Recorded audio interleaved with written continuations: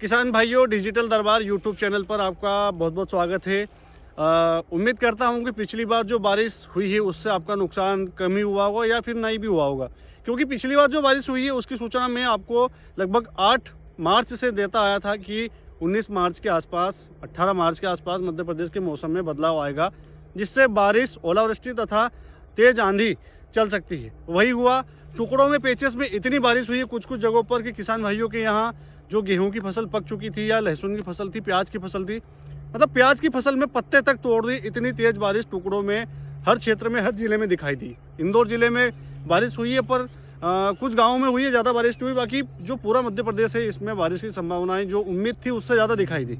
अब कुछ किसान भाइयों का जो प्रश्न था कि बारिश कम दिखा रहा था तो फिर इतनी बारिश क्यों हो जाती है।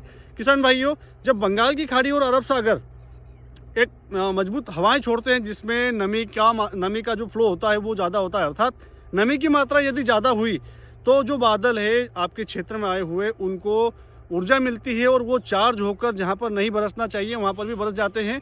और बरसने के बाद में वो इतनी तेज़ आपस में टकराते हैं कि उससे जो मेघ गर्जना है वो उत्पन्न होती है और बिजली चमकने की गतिविधियाँ तथा तेज़ हवाओं के साथ में ज़्यादा बौछारें करते हैं। हवाएं ज़्यादा चलेगी तो बारिश की जो बूंदें हैं उनकी गति में भी इजाफा होता है, जिससे बारिश यदि कम भी होती है तो अचानक तेज बूंदें गिरती है ज़मीन के ऊपर तो वो ज़्यादा बारिश दिखाई देती है।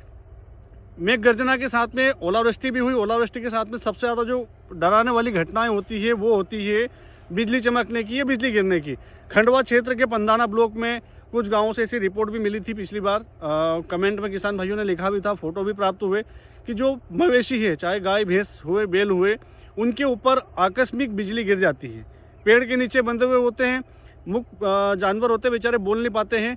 पर बारिश में यदि वो खुले में बंधे हैं तो सबसे पहले आपका कर्तव्य बनता है किसान होने के नाते कि उनको सुरक्षित स्थान पर बांधे, खुले में बिल्कुल ना बांधे, क्योंकि पेड़ों के गिरने का जो खतरा सबसे ज़्यादा वो इसी सीजन पे होता है, क्योंकि तेज़ हवाएं चलती है। हवाओं के साथ में आप लोग देखा होगा कि आपने ओलावृष्टि और मेघ गर्जना तथा बिजली गिरने की संभावनाएं ज़्यादा होती है। तो कुल मिलाकर पशुधन को सुरक्षित स्थान पर आपको बांधना चाहिए। अब मध्य प्रदेश के मौसम में आगे क्या अपडेट है इसकी जानकारी मैं आप लोगों के लिए लेकर आया हूँ। सबसे पहले निवेदन में करूँगा कि आप यदि चैनल पर पहली बार आए हैं तो डिजिटल दरबार चैनल को सब्सक्राइब कर लीजिए। क्योंकि अब मानसून आएगा, जो भी जून की तारीख होगी उसकी अपडेट मैं दूंगा, पर उसके पहले आपको मध्य प्रदेश के अंदर मिनिमम 3 या 4 मावठे दिखाई देने वाले हैं। जी किसान भाइयों, सही सुना आपने, 3 या 4 मावठे आपको देखने को मिलेंगे मध्य प्रदेश के सभी जिलों में, जिसका कुछ मावठे तो निकल भी गए हैं। अगला मावठा जो आएगा वो आपको 26-27 तारीख के आसपास देखा जाएगा।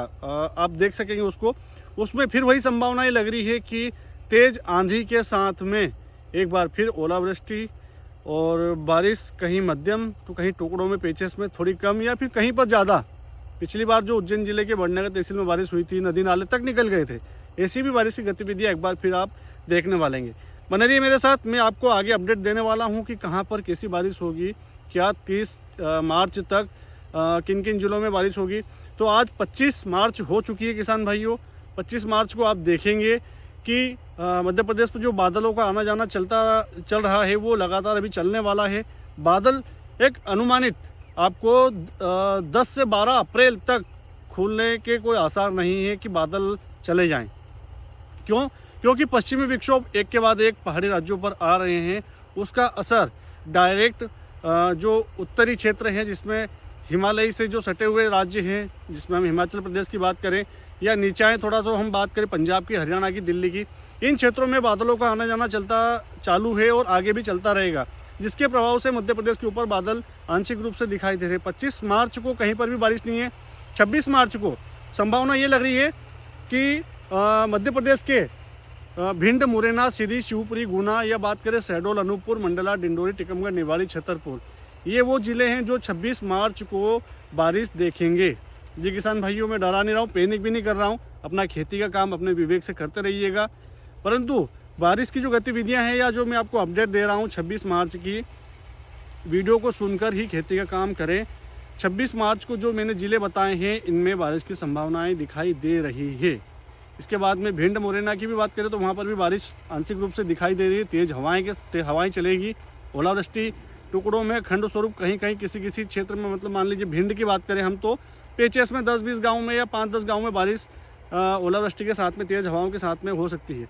अब पश्चिमी मध्य प्रदेश के जो किसान भाई ज़्यादा जुड़े हुए हैं उनको बता दूं कि रतलाम, मंदसौर, नीमच, धार, झाबुआ, अलीराजपुर, खंडवा, खरगोन, बड़वानी और बात करें उज्जैन, धार और इंदौर की बात करें, चाहे शाजापुर की बात करें, हरदा की बात करें हम, या बात करें ऊपर में राजगढ़ की या भोपाल, विदिशा या गुना की बात करें, ये वो ज़िले हैं, इसमें आगर मालवा भी ऐड कर सकते हैं, ये वो ज़िले हैं जिनमें दोपहर बाद में 26 तारीख को बादलों का आना जाना चलता रहेगा। अर्थात बारिश 26 मार्च को कहीं पर भी जो पश्चिम के ज़िले हैं इनमें दिखाई नहीं दे रही है।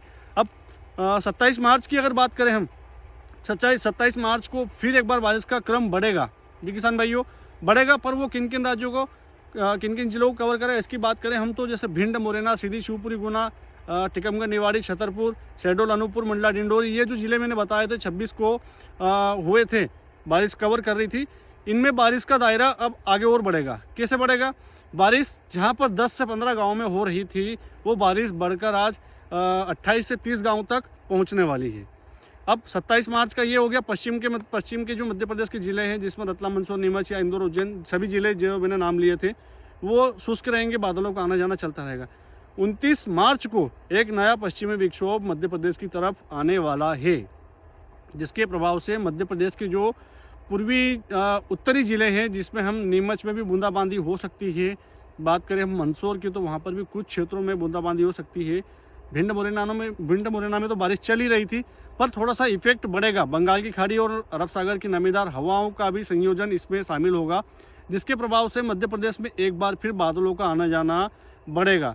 बादल अभी भी आ रहे हैं, परंतु उम्मीद ये है और अनुमान ये है कि 29 मार्च से बादल मध्य प्रदेश के ऊपर बढ़ेंगे, जिससे संभावना ये लग रही है कि इन बादलों को यदि बंगाल की खाड़ी या अरब सागर की नमीदार हवाओं का सपोर्ट मिला तो आपके क्षेत्र में एक बार फिर 19-20 मार्च को जो बारिश हुई थी ऐसी बारिश की संभावनाएं दिखाई दे सकती है।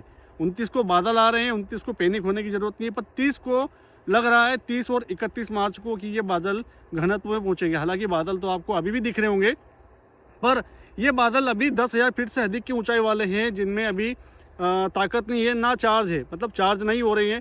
पर 30 मार्च के आसपास बादल नीचे आएंगे, अर्थात 6,000 फीट की जो ऊंचाई है वहाँ पर आकर ये रुकेंगे, ताकि ये अरब सागर और बंगाल की खाड़ी की जो नमीदार हवाएं चल रही है उसको प्राप्त करके, नमी को प्राप्त करके चार्ज हो जाए और बारिश करे। अगला पश्चिमी विक्षोभ जो 29 को आ रहा है उससे संभावनाएं यही लग रही है किसान भाइयों। 29 के बाद में 30 और 31 जो मार्च है इसमें बारिश की संभावनाएं आप लोग आपके क्षेत्र में देख सकते हैं। सटीकता से रिपोर्ट के लिए चैनल को सब्सक्राइब कर लीजिएगा, क्योंकि जैसे ही अपडेट मुझे मिलेगी कि हाँ सभी जिलों में बारिश हो रही है तो उसकी रिपोर्ट मैं आप लोगों के लिए डालने वाला हूँ। ये जो मौसम है, कुछ किसान भाइयों का ये भी प्रश्न था कि यह कब खुलेगा मौसम, बादल कब हटेंगे, क्योंकि जो गर्मी में फसल लगी हुई है चाहे तरबूज की, खरबूज की या फिर बात करें प्याज की, इनमें समस्याएं देखने को मिल रही है थ्रिप्स की या फंगस की। देखिए किसान भाइयों, बादल आपको 10 अप्रैल तक हटने के कोई आसार नहीं है, अर्थात 10 अप्रैल तक ये जो बादल हैं आपको टुकड़ों में आपके क्षेत्र में देखने को मिलेंगे। उस समय क्या परिस्थिति बनती है, क्या 1 अप्रैल के बाद भी मध्य प्रदेश में बारिश का दौर जारी रहेगा या फिर खुल जाएगा या बादल आते जाते रहेंगे, जो भी सूचना मुझे मिलेगी इसकी सूचना मैं जल्द आप लोगों के लिए लेकर आऊँगा। तब तक निवेदन करूँगा कि यदि आप वीडियो पहली बार देख रहे हैं तो चैनल को सब्सक्राइब कर लीजिएगा, और इंसान और किसान होने के नाते इस वीडियो को अपने किसान भाइयों तक जरूर भेजिएगा, व्हाट्सएप ग्रुप पर जरूर भेजिएगा और व्हाट्सएप के स्टेटस पर जरूर लगाइए, क्योंकि मैं समय निकाल कर आप लोगों को मौसम की जानकारी दे रहा हूँ। तो आपको सिर्फ एक शेयर का बटन करना है और अपने जो मित्र है, रिश्तेदार है, उनको ये सूचना आप भेजकर अपना फ़र्ज निभा सकते हैं। जय श्री राम।